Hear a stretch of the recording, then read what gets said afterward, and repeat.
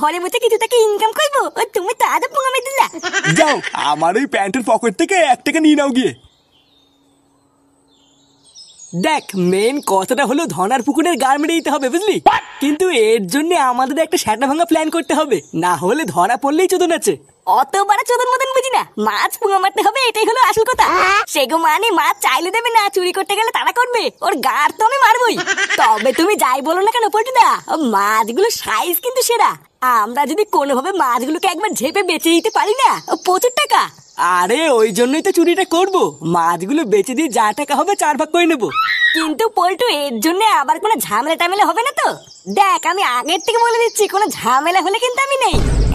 সে গো ঝামেলার ভিতরে নেই, কিন্তু টাকা ভাগ করে নেওয়ার বেলায় আছে। তোকে লেওড়া এই জন্য আমি বারবার বলেছিলাম এইসব বালছালকে ডাকিস না, পরে দুম করে একটা বিপদে পড়লে দেখবি চোদনা ঠিক সাইডে কেটে পড়েছে। আরে আমি কি থরি ওকে রাখতে চাই নাকি? পাবলিকের ডিমান্ড ফটকে রাখতে হবে, আমি কি বাল ছিড়বো? ওইসব কথা বাদ দে, এবার আমি কি বলছি তা মন দিয়ে শোন।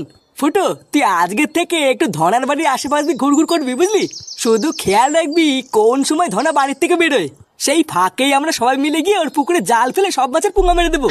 কিন্তু পল্টুদা ধনার তো বউ আছে, ওর বউ যদি কোনোভাবে আটকাতে আসে, ওর বউ মাল ছিড়বে, সেটাই কচি ভরে দেবো না।